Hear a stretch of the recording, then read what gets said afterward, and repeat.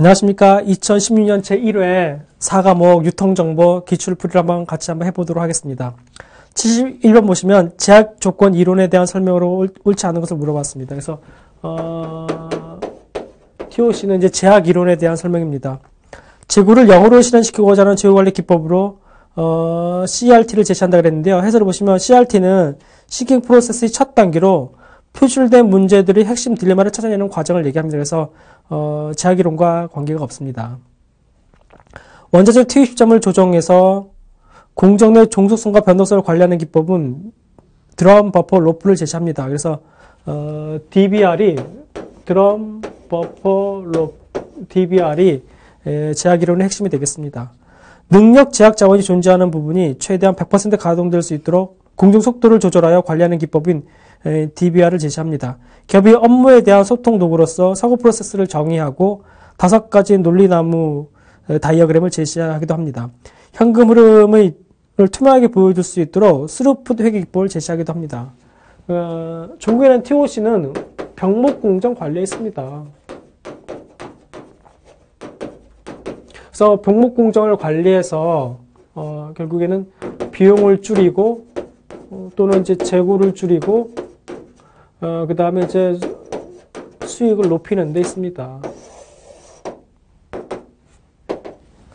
72번 보시면 CRM에 대해 사용되는 대표적인 요소 기술에 대한 설명을 물어봤습니다. 데이터 웨어하우스 등 대용량의 데이터베이스로부터 패턴이나 관계, 규칙 등을 발견하여 유용한 지식 및 정보를 찾아내는 과정이나 기술로 데이터 분석을 통한 판매량 예측, 원인과 결과 분석, 특성에 따른 고객 분류 또는 집단화에 사용된다 그랬는데 이건 데이터 마이닝에 대한 설명입니다. 데이터 마이닝은 데이터 웨어하우스 등 대용량의 데이터베이스로부터 패턴이나 관계 규칙 등을 발견하여 유용한 지식 및 정보를 찾아내는 과정이나 기술을 데이터 마이닝이라고 합니다. 데이터 마트나 OLAP, 데이터 큐브, 데이터 무결성 등은 교재를 참고해 보시기 바랍니다. 디지털 경제 시대의 특성을 설명한 것이다. 보기와 관련이 높은 것을 물어봤는데요. 인터넷이 등장이 시장의 거래 비용을 낮추어서 기업 내 조직의 복잡성과 기업 규모를 감소한다 그랬는데 코우주의 법칙을 보시면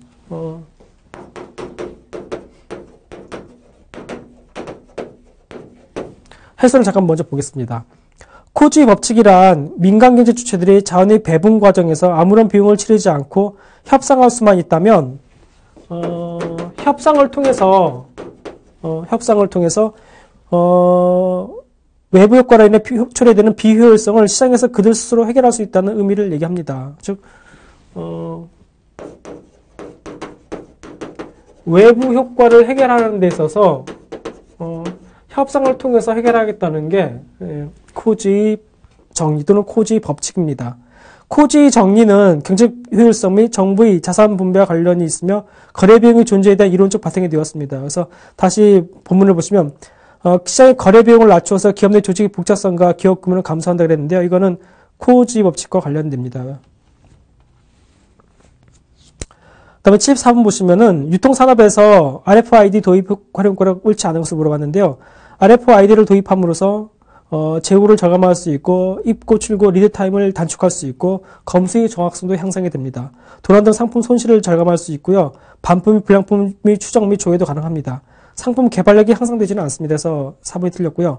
RFID 즉 무선 주파수를 이용해서 상품 개발력 향상과는 관계가 없습니다.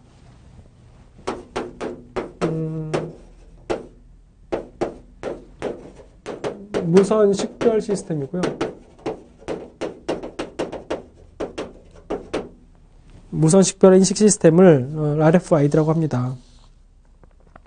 그다음에 75번 보시면 포스 데이터 활용은 기본적인 보고서만 활용하는 첫 번째 단계로부터 전략적 경쟁 무기로 활용되는 최종 단계로 구분될 수 있습니다. 두 번째 단계인 상품 기획과 매장 효율 제고에 활용하는 단계에 대한 내용으로 옳지 않은 것을 물어봤는데요. 여기 보시면 판촉 분석이라든지 선반 진열 효율 분석, 매출 손실 분석, 재고 회전율 분석 이런 것들은 상품 기획과 매장 효율 제고에 활용하는 단계에 해당합니다. 자동 수발주 분석을 보시면 자동 수주 또는 발주 분석 및 활용은 포스 데이터를 이용한 전략적 경쟁 무기를 활용하는 최종 단계에 속합니다. 그래서 4번이 지금 틀린 보기로 되어 있습니다. 76번 보시면은 일렉트로닉 프로덕트 코드인 EPC의 특성에 대한 설명을 옳지 않은 것을 물어봤는데요. 위조 방지 기능이 있고요. 유효기간을 관리할 수 있고 상품 추적 기능이 있고 상품별 재고 관리가 가능해집니다. 3번 보시면은 상품 그룹별 품목 단위, 즉 동일 품목까지 식별할 수 있다고 그랬는데요. 바코드는 상품 그룹별 품목 단위, 즉 동일 품목까지 식별할 수가 있습니다. 반면에 이 PC는 최종 개별 상품까지 개개를 인식할 수 있습니다. 그래서 여기는 동일 품목까지 식별할 수 있다는 것은 바코드에 대한 설명이고요. 이 PC는 최종 개별 상품까지 식별할 수 있습니다. 77 보시면 SET가 나오는데요. SET와 SSL 간의 비교 설명으로 옳지 않은 것을 물어봤습니다. SSL은 정보 보안 소켓 계층으로 신용카드의 정보 등을 방지하기 위하여 개인정보인 카드 번호 등을 암호화해주는, 즉 엔코딩해주는 기술을 얘기합니다. SET는 인터넷과 같은 개방 네트워크에서 안전한 카드 결제를 지원하기 위하여 개발된 전자결제 프로토콜을 얘기합니다. 그 다음에 사용 플레이성 측면에서 SSL은 암호 프로토콜이 복잡하다고 했는데요. SET가 복잡합니다. SET는 암호 프로토콜이 복잡하여 다소 어려운 반면에 SET가 간편하다고 했는데 SSL이 간편합니다. 그래서 SSL이 간편하고 SET는 복잡합니다. 정리하면은 사용 플레이성 측면에서 SET는 암호 프로토콜이 복잡하여 다소 어려운 반면에 SSL은 간편합니다. SSL은 사용자 지불 정보가 상점에 노출되나 SET는 상점의 지불 정보가 노출되지 않습니다. 그 다음에 조작 가능성 측면에서 SSL은 상점 단독으로 가능하나 SET는 다자 간의 협력이 필요합니다. 78번 보시면 정보는 특별한 관련성과 목적을 가진 데이터입니다. 다음 중 데이터를 정보로 전환하는 데 필요한 다섯 유형의 중요한 활동으로 적합하지 않은 것을 물어봤는데요. 데이터를 정보로 전환하는 데 필요한 5가지 유형은 맥락화, 그 다음에 분류, 계산, 그 다음에 정정, 추락으로 요약할 수 있습니다. 그래서 대화는 해당하지 않습니다. 그래서 보기 4번이 틀렸고요. 79번 보시면 효율적인 유통 네트워크 디자인을 통해서 얻을 수 있는 효과에 대한 설명입니다. 적절한 것을 물어봤는데요. 유통체인에서 변동성을 다루기 위한 도구로 지역별 수요를 통합할 경우에는 특정 지역의 높은 수요를 다른 지역의 낮은 수요와 상쇄할 수 있어서 전체적인 수요의 변동이 작아지게 됩니다. 따라서 안전재고 수준이 낮아지며 전체적으로 재고 수준이 감소하게 됩니다. 이것은 리스크 풀링 효과를 얘기합니다. 리스크 풀링 효과라는 것은 유통체인에서 변동성을 다루기 위한 도구로 지역별 수요를 통합할 경우에 특정 지역의 높은 수요를 다른 지역의 낮은 수요와 상쇄할 수 있어서 전체적인 수요의 변동이 작아지게 되는 현상을 리스크 풀링이라고 합니다. 80번에 이제 빅데이터가 나오는데요. IoT라든지 빅데이터는 요즘에 많이 이제 부각하는 분야입니다.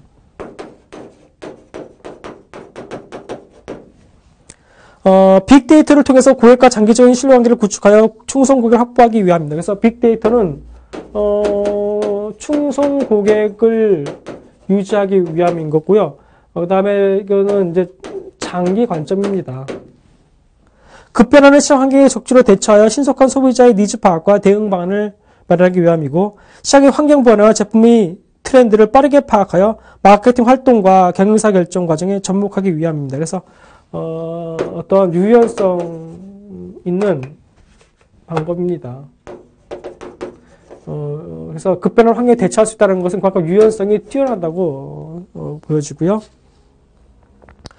경쟁력 강화를 위해서 경쟁사와 대비되는 경쟁 요소를 발굴하기 위함입니다. 그래서 그리고 5번 보시면은 최고 경영자의 직관의 의사결정을 빠르게 내리기 위함이다 그랬는데요. 최고 경영자의 직관의 의사결정을 빠르게 내리기 위해 사용하는 시스템을 EIS라고 합니다. 그래서 여기 말하는 빅데이터랑 관계가 없습니다. 81번 보시면 바코드 색상 선택 시 주의할 사항으로 옳지 않은 것을 물어봤는데, 바코드의 바 부분은 반드시 어두운 계열의 색상이어야 합니다. 맞고요. 바의 색상은 반드시 하나로 통일되어야만 합니다. 바코드의 배경은 반드시 흰색과 같이 얇은 색상을 사용해야 됩니다. 맞고요. 바코드 배경에 색상을 입힐 경우에는 바의 색상은 반드시 확연히 구별되는 색상을 사용해야 됩니다. 즉 구분이 돼야 된다는 거죠. 바코드의 최적 색상 조합은 흑색 바탕에 백색 바를 사용하는 것이다 그랬는데요. 최적 색상 배합은 흰색 바탕에 흑색 바를 사용하는 것입니다. 그래서 흑색 바탕에 백색 바니까 이게 바뀌었습니다. 색깔이. 그래서 5번이 틀렸습니다. 그러니까 주의 있게 보지 않으면은 좀 보기 힘듭니다. 그래서 읽을 때 한 단어 또는 두 단어가 바뀐 것을 잘 봐야 됩니다. 82번 보시면 최고 경영층 의사결정을 지원하는 역할을 담당하는 EIS, 즉 중앙정보 시스템의 특성으로 옳지 않은 것을 물어봤는데요. EIS는 중역정보 시스템이라고 하는데 Executive Information 시스템인데요. 이렇게 IS가 들어가면은 제가 말씀을 드렸습니다. 컴퓨터를 이용하는 거라고 말씀을 드렸습니다. 컴퓨터를 이용해서 이제 관리를 하는 겁니다. EIS는 전략적인 문제를 해결하는 데 요구되는 정보를 제공해야 됩니다. 그 다음에 정보를 보다 쉽게 이해할 수 있는 형태로 제공해야 되고요. 사용자가 사용하기 쉬운 인터페이스가 필요합니다. 그 다음에 5번 보시면 정보를 제공하는 데 있어서 드립다운 방식 기법이 반드시 필요합니다. 4번 보시면 비교적 짧은 시간 내에 많은 양의 자료를 정확하고 구체적으로 처리할 수 있어야 된다 그랬는데요. 비교적 짧은 시간에 많은 양의 자료를 정확하고 구체적으로 처리하도록 지원하는 시스템을 TPS라고 합니다. 그래서 4번은 TPS에 대한 설명입니다. 4번이 틀렸습니다. 그 다음에 83번 보시면은 디지털 시대의 특징으로 적절하지 않은 것을 물어봤습니다. 디지털 시대에는 정보의 신속한 공유가 이루어진다 그래서 어떤 정보의 공유가 제일 중요합니다. 그 다음에 공간의 제약이 줄어들어 경제 및 경영활동이 글로벌화되고 있다고 했고 디지털 시대에는 기술의 발전 속도가 가속화되고 있습니다. 5번 보시면 제품 간의 컨버전스가 활발히 진행되고 있다 맞고요. 4번 보시면 제품의 라이프 사이클이 점점 길어지고 있다고 했는데요. 디지털 시대의 디지털 제품은 PLC가 점점 라이프 사이클이 점점 짧아지고 있습니다.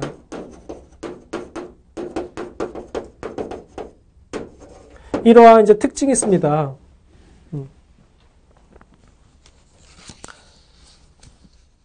이제 그다음 84번 보시면 다음의 사례 내용에 대한 설명을 옳은 것을 물어봤습니다. 2015년 여름 국내 한 대형마트의 사례이고요. 이 마트는 여름철 과일 기획전을 열며 미국산 체리 450g 한 팩을 7,500원에 팔았습니다. 그람당 가격으로 환산할 때는 자두보다 4배, 수업보다 10배, 바나나보다 80배 비싼 가격에 팔렸습니다. 이를 가능하게 한 것은 온도에 민감한 체리 수송 시 자동 온도 조절이 가능한 쿨 컨테이너를 이용하였고 체리 컨테이너의 온도와 습도 상태를 실시간으로 알려줄 수 있었기 때문이었다고 했는데요. 이거는 사물 인터넷 서비스에 대한 설명입니다. 사물 인터넷 서비스는 사물에 장착된 센서를 통해서 얻은 어떤 상태 정보를 바탕으로 네트워크를 이용하여 중앙에서 모니터링 및 통제할 수 있도록 하는 기술을 얘기합니다.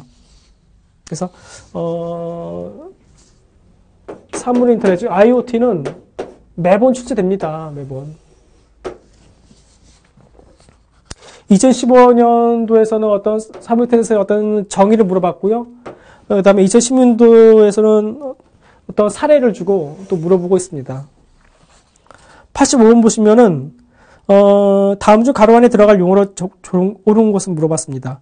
온라인 또는 오프라인의 모든 채널이 유기적으로 통합된 이 옴니 채널이 등장했다는 건데 답이 이제 옴니 채널인데요. 답을 넣고 한번 읽어보도록 하겠습니다.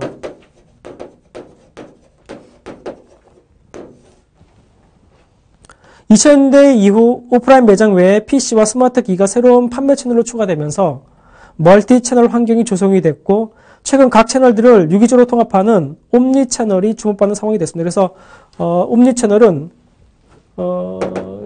PC뿐만이 아니고 핸드폰, 즉 스마트, 모바일, 스마트 기기,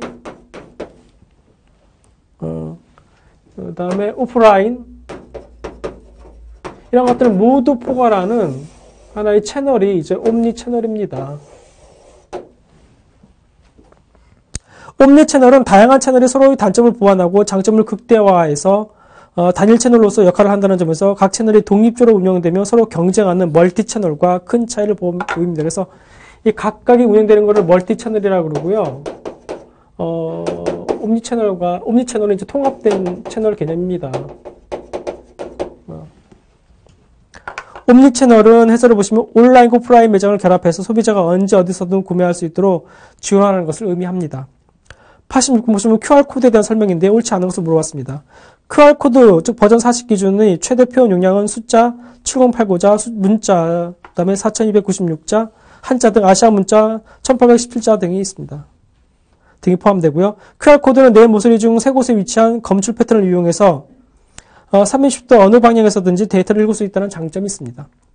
유통 물류 분야에서 기존 바코드를 대체하는 개념으로 출발한 QR코드는 별도의 리더기 없이 휴대폰을 리더기로 활용할 수가 있습니다. 그래서 명과 같은 개인적인 서비스까지 그 범위가 급속도로 확산되고 있습니다. 그래서 여러분들이 이제 휴대폰 가지고 QR코드를 찍으면은 상세 내역을 볼 수가 있습니다.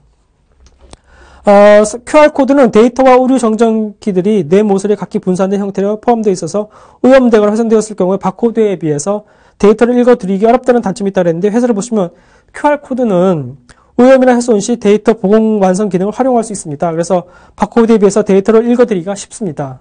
그래서 이제 4번 잘못됐고요. 5번 보시면 QR코드를 사용하기 어려운 좁은 공간이나 소량의 데이터만 필요로 하는 경우를 위해서 마이크로 QR코드를 덴보 웨이브에서 정의하고 있습니다. 덴소 웨이브에서 정의하고 있습니다. 그 다음에 87번 보시면 지식의 창조란 암묵적 항식적인 상호 교환과 순환 프로세스를 통한 지식의 양적 질적 발전이라고 부른다 그랬습니다. 그래서 논학과 이구치료에 대한 이론이고요. 이 두 종류의 지식에 대한 설명을 옳지 않은 것을 물어봤습니다. 철학자 폴란이 우리는 우리가 말할 수 있는 것 이상의 것을 알 수 있다라고 한 말은 암묵적 관련이 있다 그랬습니다. 암묵지는 언어나 구조화된 체계를 가지고 존재한다 그랬는데요. 형식지는 언어와 구조화된 체계를 가지고 존재합니다. 그래서 언어로 표현될 수 있는 게 형식지고 언어로 표현될 수 없는 것들이 암묵지입니다. 그래서 보기 2번이 틀렸습니다. 제품 사양이라든지 문서, 데이터베이스, 매뉴얼, 화학식 등의 공식, 컴퓨터 프로그램 등의 형태로 표현되는 것은 형식지로 분류할 수 있습니다. 언어나 글로 표현될 수 있기 때문에 형식지로 분류되는 겁니다. 암묵지는 개인, 집단, 조직 각 차원에서 개인적 경험이나 이미지 혹은 숙련된 기능, 조직 문화, 풍토 등의 형태로 나타납니다. 형식지는 서술하기 쉽고 객관적이며 논리적인 디지털 지식 등이 포함될 수 있습니다. 88번 보시면 다음 학자들마다 어떠한 용어를 정의한 내용이다 해서 용어의 정의로 옳은 것을 물어봤습니다. 지금 괄호는 지식 경영에 대한 설명이고요. 답을 넣고 한번 보겠습니다. 스베이비는 지식 경영이란 조직의 무형 자산을 통해서 가치를 창출하는 예술이라고 정의했고요. 벤치만은 지식 경영이란 새로운 조직적 영향을 창출하고 구성의 높은 업무 성과를 가능하게 하며 혁신적 활동을 촉진시키는 동시에 고액 가치를 제고시킬 수 있도록 구성원의 경험과 지식, 전문성을 공식화시키는 것이라고 했습니다. 아울러 여기에 보다 자유롭게 접근해서 이것을 보다 쉽게 활용할 수 있도록 추진되는 활동이 포함되어야 됩니다. 위그는 지식 경영이란 기업의 지식 관련 경영 활동의 효과성을 극대화하고 지식 자산으로부터 최대 부가가치를 창출하기 위해서 지식을 창출, 갱신, 적용하는 일련의 체계적이고 명시적이며 의도적인 활동이라고 보았습니다. 해설을 보시면 지식 경영이란 기업의 지식 관련 경영 활동의 효과성을 극대화하고 지식 자산으로부터 최대 부가가치를 창출하기 위한 지식을 창출, 갱신, 적용하는 일련의 체계적이고 명시적이며 의도적인 활동을 지식 경영이라고 합니다. 그래서 지식 경영 정의를 여러분들이 이제 확실히 이해를 하셔야 됩니다. 그래서 일단은 여기에는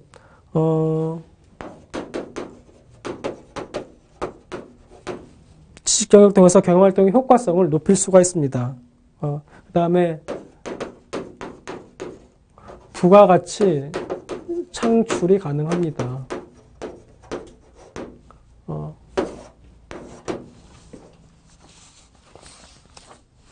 89번 보시면 웹사이트를 설계할 때 시각적 측면 고려 요소로서 가장 옳지 않은 것을 물어봤습니다. 그래서 색상에서 폰트, 레이아웃, 그래픽 등이 시각적 측면에서 고려를 해야 되고요. 메뉴 기능은 기능적 요소입니다. 그래서 웹사이트 설계 시 메뉴 기능 구성은 사전에 결정되는 기능적 고려 요소입니다. 마지막 90번 보시면 전자화폐의 종류를 발행 형태에 따라서 크게 IC 카드형과 네트워크형으로 구분할 수 있습니다. IC 카드형 전자화폐로 적합한 것을 물어봤는데요. 해설을 보시면 RC 카드형 전자화폐로는 몬덱스, 비자 캐시, 프로톤 등이 있습니다. 여기 말하는 이캐시라든지 넷빌, 넷캐시, 사이버 캐시는 네트워크형으로 분류가 됩니다. 그래서 여기까지 해서 2016년 1회를 봤습니다. 좀 미진한 부분은 본문을 참조해서 살펴보면 될 것 같습니다. 수고하셨습니다.